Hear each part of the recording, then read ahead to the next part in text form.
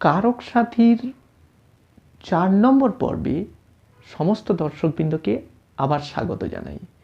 আমরা ইতিপূর্বে কারক সম্পর্কে জেনেছি অকারক পদ সম্পর্কে, জানলাম বিভক্তি সম্পর্কে। আরও দুজন সম্পর্কে না জানলে আমাদের কারক বিষয়ে সম্পূর্ণ বিষয়টি অসম্পূর্ণ থেকে যাবে।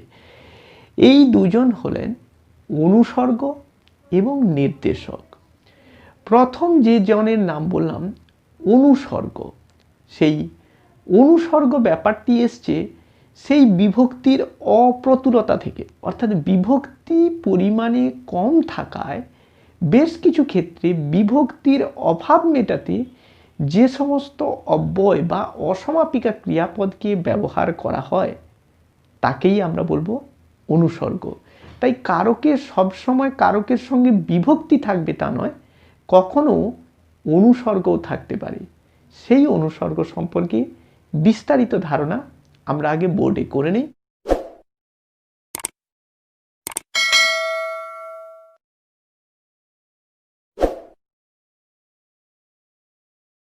অনুসর্গ সম্পর্কে আমরা পূর্ণাঙ্গ তথ্য এখানে তুলে ধরছি।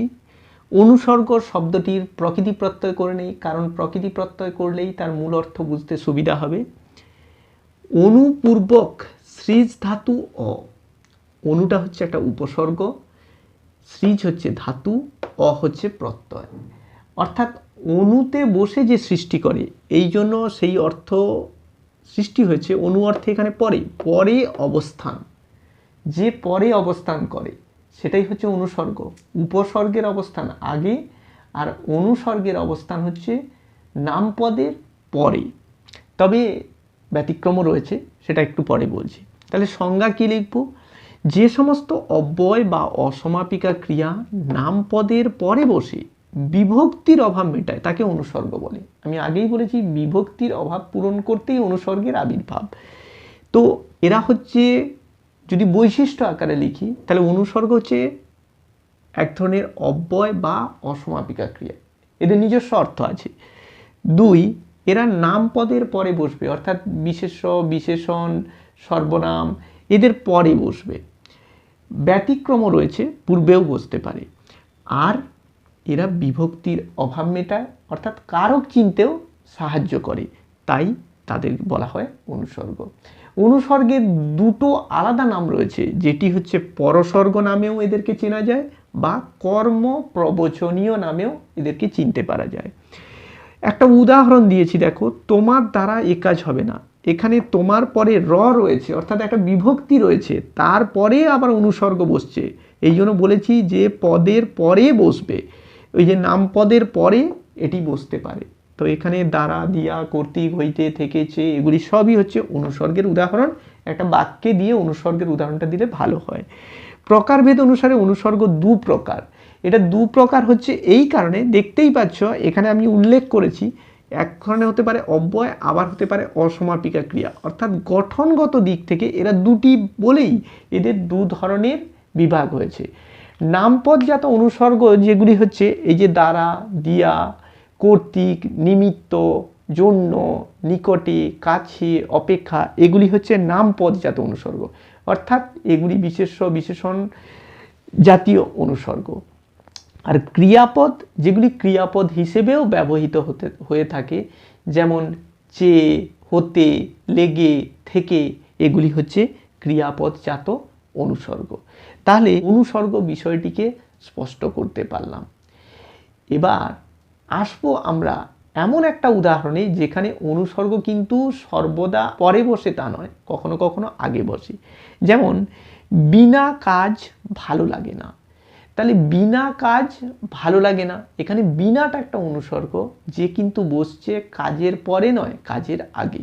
এরকমও অনেক উদাহরণ রয়েছে, যেটি সাধারণত কবিতার ক্ষেত্রে ব্যবহৃত হয়ে থাকে। চলো এবার জানি নির্দেশক সম্পর্কে। নির্দেশক আবার কি? নির্দেশক সম্পর্কে সমস্ত তথ্য দেওয়া আমার শেষ হয়েছে। দেখা যাক কি কি তথ্য এখানে উঠে এসছে। নির্দেশক শব্দটি প্রকৃতি প্রত্যয় করলে দাঁড়াবে নি পূর্বক দৃশ ধাতু অক, যেখানে নি হচ্ছে উপসর্গ, দৃশ হচ্ছে ধাতু এবং অক হচ্ছে প্রত্যয়। যার বাংলা অর্থ দাঁড়াচ্ছে নির্দেশ করা। সংজ্ঞায় আমরা যেটা লিখব, যে বর্ণ বা বর্ণগুচ্ছ শব্দের পরে বসে শব্দটিকে বিশেষভাবে দোতিত করে বা বচন নির্ধারণে সাহায্য করে তাকে নির্দেশক বলে। অর্থাৎ গঠনগত দিক থেকে নির্দেশক কিন্তু বর্ণ বা বর্ণগুচ্ছ এদের নিজস্ব কোনো অর্থ নেই। দ্বিতীয়ত হচ্ছে এটা শব্দের পরে বসে, তবে ব্যতিক্রম রয়েছে, পূর্বেও বসতে পারে।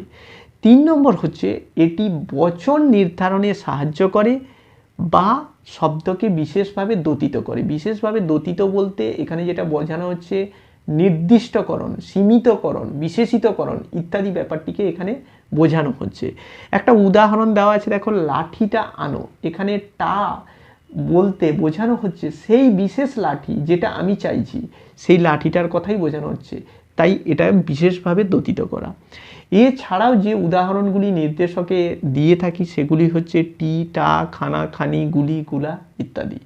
মনে রাখতে হবে কারক সম্পর্ক নির্ধারণের ক্ষেত্রে নির্দেশকের কোনো ভূমিকা নেই। কারক সম্পর্ক গড়ে তুলতে গেলে নির্দেশকের সঙ্গে কোনো না কোনো মৌলিক বিভক্তি যুক্ত করলে তবেই ভূমিকা নেয়, না হলে নয়।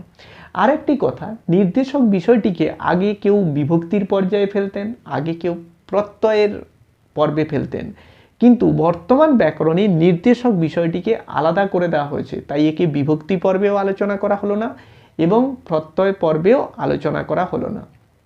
এবার আমাদের যে জিনিসটি রয়ে যাচ্ছে সেটি হচ্ছে, আমরা যদি 3 জনের তুলনামূলক আলোচনা করে নেই তাহলে আমাদের কাছে বিষয়টি স্পষ্ট হবে। কে কে 3 জন? বিভক্তি, অনুসর্গ, নির্দেশক। কোন কোন বিষয়গুলি দিয়ে তোমাদের সাজাতে হবে সেটা আমি এখানে বোর্ডে লিখে দিচ্ছি, তোমরা সেইভাবে বিষয়টি সাজাবে, তাহলে দেখবে একটা পার্থক্য তোমরা নিজেরাই তৈরি করতে পারছো। দেখো, এই জিনিসটি তোমাদের নিজেদের তৈরি করতে হবে, কিন্তু আমি তার ভিত্তিটা তৈরি করে দিচ্ছি যাতে তোমরা নিজেরা তৈরি করতে পারো।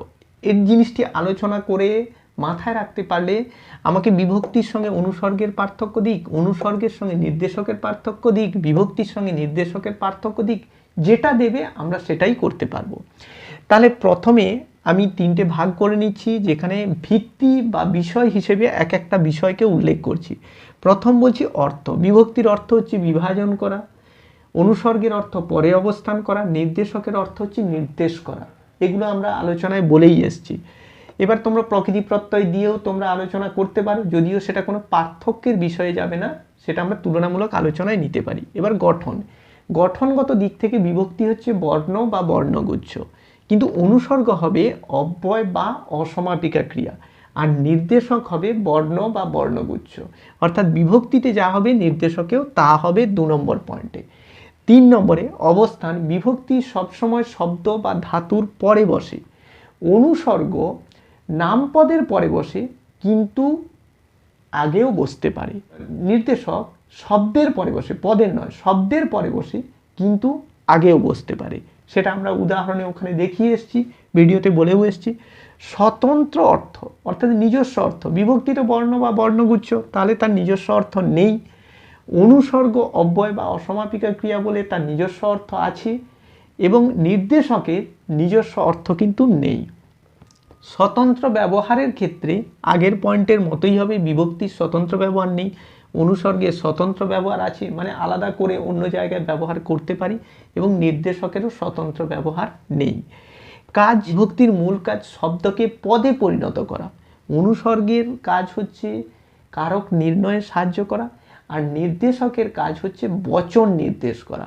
আবার একবার বলছি, বিভক্তির কাজ শব্দকে পদে পরিণত করা, অনুসর্গের কাজ কারক নির্ণয়ে সাহায্য করা বা বিভক্তির অভাব মেটানো, আর নির্দেশকের কাজ হলো বচন নির্ণয়ে সাহায্য করা। ব্যবহার রীতি, এটি একটি উল্লেখযোগ্য পয়েন্ট। ব্যবহার রীতি, শব্দে একটি বিভক্তি চিহ্ন ব্যবহার করলেই কাজ মিটে যাবে, আর কোনো কিছু লাগবে না।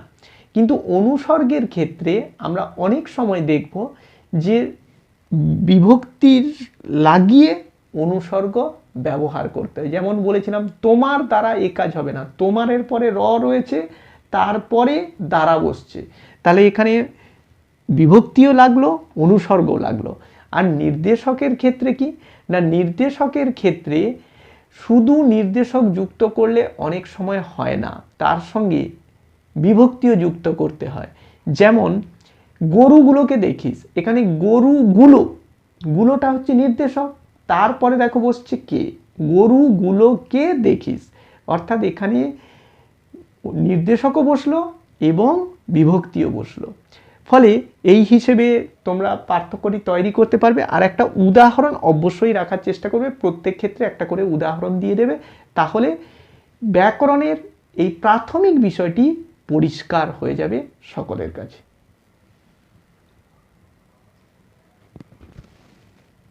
তোমাদের সুবিধার্থে বোর্ডে আমি পার্থক্যটা সংক্ষিপ্ত আকারে তৈরি করে দিলাম।